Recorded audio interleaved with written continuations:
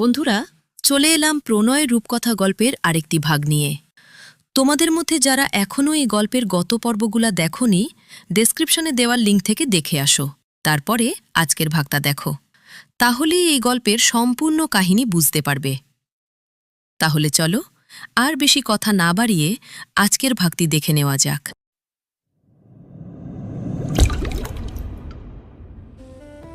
সকাল হতেই দীপ্রর ঘুম ভেঙে গিয়েছে।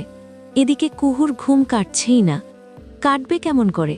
মেয়েটি ঘুমোলই তো কিছু সময় আগে। ও সারা রাত দীপ্রর দিকে চেয়েছিল, দেখছিল মানুষটার মুখের গড়ন, সরু নাক, মারাত্মক ঠোঁট। এসব দেখে দেখে ওর আর ঘুম হলো কোথায়। এখন তাই উঠতে পারছে না। দীপ্রর গলা এমনভাবে জড়িয়ে আছে যে দীপ্র নিজেও পারছে না ছাড়াতে। এদিকে খানিক বাদেই মিটিং আছে। কুহু, উঠতে হবে এখন। ঘুমো ঘুমো ভাবে বলল মেয়েটি। ওর মুখটা দীপ্রর গলার কাছে, গভীরভাবে ডুবে আছে। নিঃশ্বাসগুলো পড়ছে ছেলেটির গলায়। দীপ্রর উন্মুক্ত শরীরে তা আরও বেশি মোহ তৈরি করছে। দীপ্রর হাত মেয়েটির পিঠ থেকে ঘাড়ে এসে আটকায়। উঠতেই হবে জান, একদমই সময় নেই। কুহুকে দু হাতে চেপে ধরেই শোয়া থেকে উঠে বসে দীপ্র। মেয়েটি প্রায় ওর কোলেই এসে পড়েছে। এখনও গলা ছাড়েনি, মুখটাও বুকে লুকানো। দীপ্র আর পারে না। এমন করলে ওর নিজেরও যে নিয়ন্ত্রণ থাকবে না। এই মেয়েটিকে যতই ভালোবাসে ওর তো কমই লাগে। একটু দীর্ঘশ্বাস ছেড়ে দীপ্র দম ফেলে। মেয়েটির গালে ওর শার্ট, ঢিলে ঢালা শার্টে আরও বেশি আকর্ষণ দিচ্ছে। এদিকে ঘড়ির কাঁটা কানে এসে হুঙ্কার তোলে। দীপ্র নিজের লাগাম টানে। কুহুকে ওভাবেই করে করে নিয়ে সোজা চলে যায় শাওয়ারে। দীপ্র তৈরি হচ্ছে। কুহু বসা বিছানার ওপর। ও একটু বেশিই বাচ্চা হয়ে গেছে আজ। নড়াচড়া নেই, কোনো তাড়াহুড়ো নেই, একদম বাচ্চাদের মতন বসা। চুলগুলোও পুরো শুকায়নি। দীপ্র হেয়ার ডায়ার তুলে দিয়ে বলল, চুল শুকিয়ে নে, এখনও শীত যায়নি, ঠান্ডা লেগে যাবে। কুহু কথা বলে না, ওভাবেই থাকে। দীপ্র আর চোখে দেখে, ভ্রু কুঞ্চিত করে। কুহু এবার উঠে আসে, ছোট ছোট কদমে এসে দাঁড়ায় দীপ্রর কাছে। ফট করেই ছেলেটির পেট জড়িয়ে ধরে। দীপ্র কি বলবে বুঝে না। না গেলে হয় না। দীপ্রর এত অসহায় লাগছে। ও কি করবে?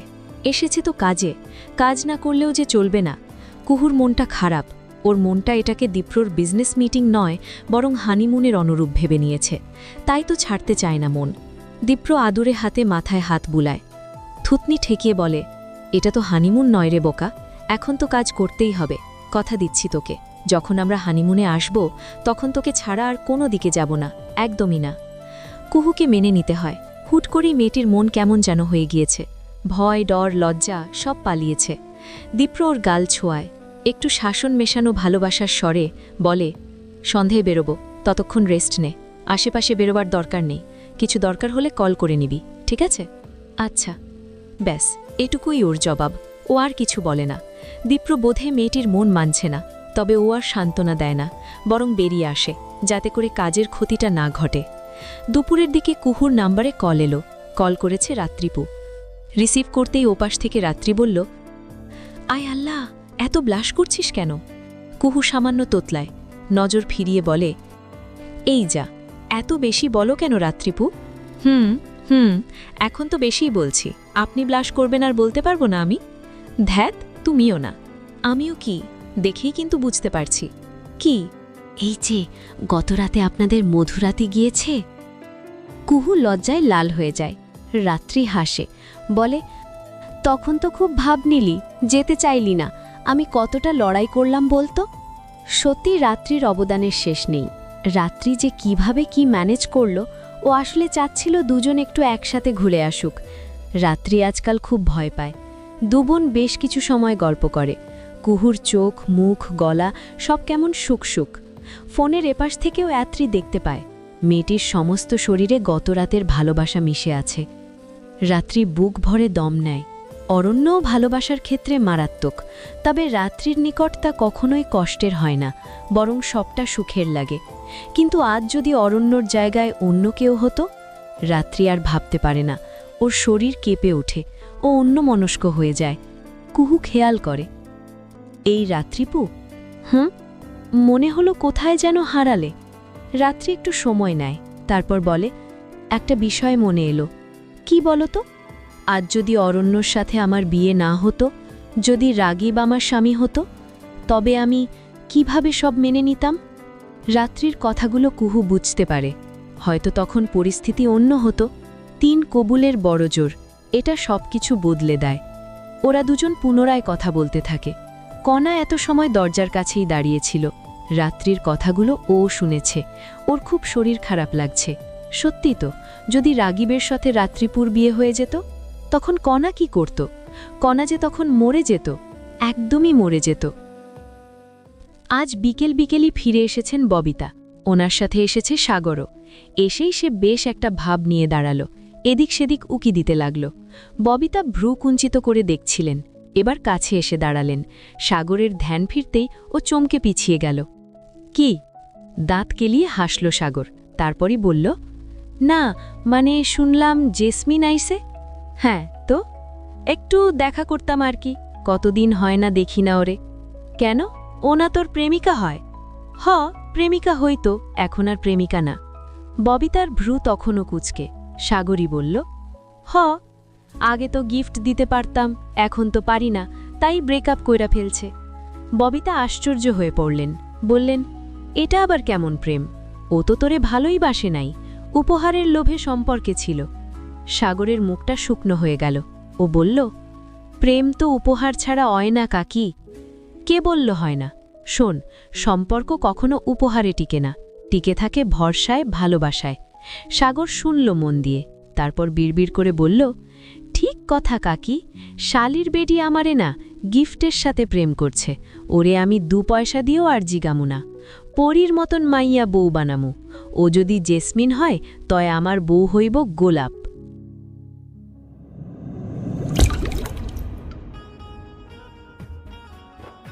দীপ্র সন্ধ্যায় ফিরে এসে দেখল কুহু তখনও ঘুমে। গায়ে জড়ানো ওর শার্ট। ও আশ্চর্য হয়ে পড়ল।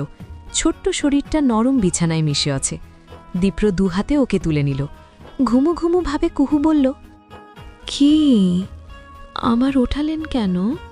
একটু ঘুমাই না? একটু ঘুমাই না বলে দীপ্রর গলা জড়িয়ে ধরল কুহু। ওর এহেন আচরণে দীপ্র অবাক না হয়ে পারে না। মেয়েটির মাঝে অনেকটা পরিবর্তন লক্ষ্য হয়। ও আগে দূরত্ব চাইত, এখন কেমন কাছাকাছি থাকতে চায়। দীপ্র এক হাতে মেয়েটির পিঠ বুলিয়ে বলল, নিজের জামা কাপড় রেখে আমার শার্ট পরেছিস কেন? ভালো লাগছে তাই, মনে হচ্ছে আপনি সাথেই আছেন। ওর কথায় হেসে ফেলে দীপ্র। কুহু এবার মুখ তুলে চায়, দেখে দীপ্রর মুখখানা। তারপর বলে, বাড়িতে সবার সামনে আপনার কাছাকাছি আসতে লজ্জা করত। এখন লজ্জা করছে না? করছে, তবে একটু একটু। দীপ্র হাসে। মেয়েটির রহস্য বুঝতে পারে।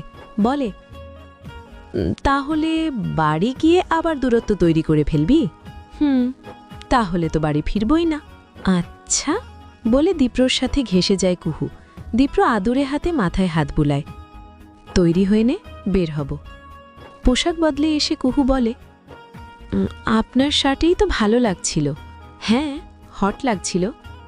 লজ্জা পেয়ে দ্রুতলয় কুহু নজর ঘোরায়। বলে, এসব বলবেন না। কেন, বললে কি হবে?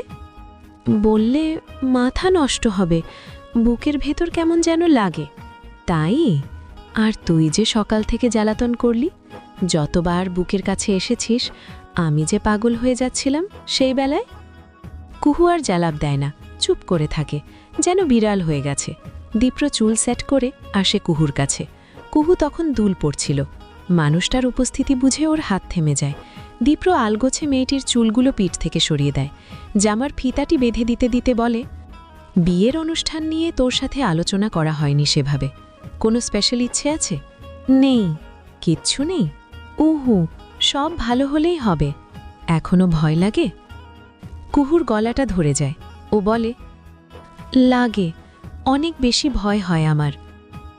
কুহুর মন একটু বেশি খারাপ হয়। দীপ্র আলগোছে পেছন থেকে জড়িয়ে ধরে, ভরসা দিয়ে বলে, সব ঠিক হবে, হতেই হবে। আমি আছি তো, ভরসা করিস তো আমায়।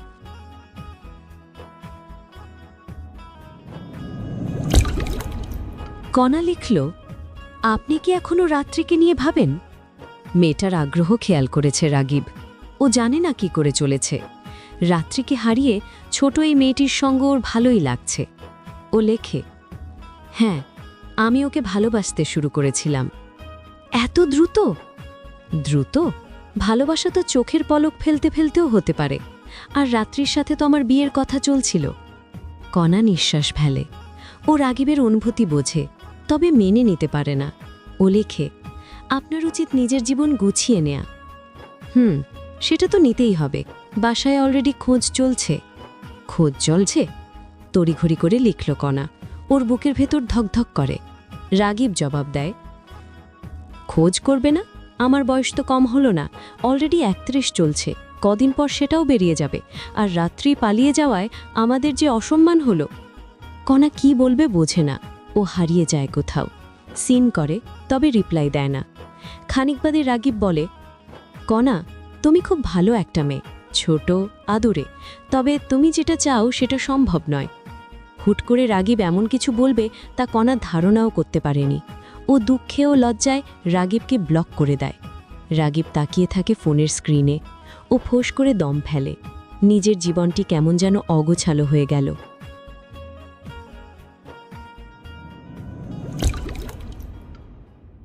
দিল্লির এখানে ওখানে ঘুরল ওরা। তারপর একটা রেস্টুরেন্টে বসে রাতের খাবার খেল। খাওয়া দাওয়া শেষে বেরোতেই কুহু বলল, আপনি কি আমাকে ছোটবেলা থেকেই পছন্দ করতেন? প্রেমিকা হিসেবে? হুঁ। এটা বলা মুশকিল। কেন? তাহলে একটু গভীর চিন্তা করতে হবে। কুহু না বুঝে চেয়ে রইল। দীপ্র ওকে নিয়ে একটা জায়গায় বসল, তারপর বলল, প্রেমিকা মানে বুঝিস তো? তুই আমার 8 বছরের ছোট। তুই যখন বাচ্চা, আমি তখন কিশোর। যদি প্রেমিকা হিসেবে চিন্তা করতাম তাহলে তোর প্রতি অন্যায় হয়ে যেত।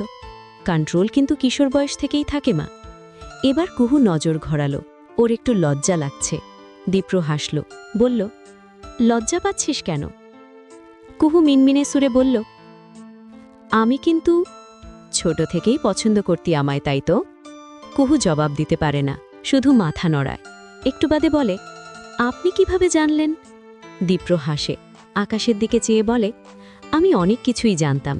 এই যে যেমন আমি যখন বিদেশে, তখন একটি ফেক আইডি আমাকে মেসেজ দিত, আমার সব পোস্টে কমেন্ট করত, অন্য মেয়েদের বকা দিত। এগুলো সবই জানতাম আমি। এবার কুহু আর বসে থাকতে পারে না, দাঁড়িয়ে পড়ে। দীপ্র ওর হাতটা টেনে ধরে, একটানে নিজের কাছে নিয়ে আসে। ফিসফিস করে গভীর আবেগ দিয়ে বলে, তোর কি মনে হয় সবটা এত সহজে হয়েছে? আমি এত রিস্ক নিতাম? আমি তো জানতাম তুই আমাকে সেই ছোটবেলা থেকেই পছন্দ করতি, একদম বাচ্চা কাল থেকে। মাঝে ভুল বুঝে আর মানসিক ট্রমায় দূরত্ব নিয়েছিলি। এসব কারণেই তো আমি কাছে আসতে চাইলে গিল্টি ফিল হতো তোর, তুই দূরে সরে যেতি, তাই তো? কুহু ওভাবেই দীপ্রর গলা জড়িয়ে রাখে।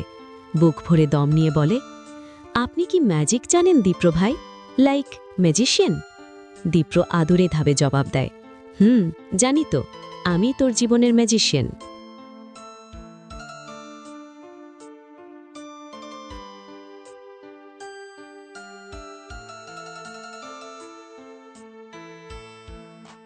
ভিডিওটি এই পর্যন্ত দেখার জন্য অনেক অনেক ধন্যবাদ। আজকের পর্বটি ভালো লাগলে লাইক দিয়ে একটি সুন্দর কমেন্ট করে যাবেন। আপনাদের সাপোর্ট পেলে নতুন নতুন গল্প দিতে খুব ভালো লাগে।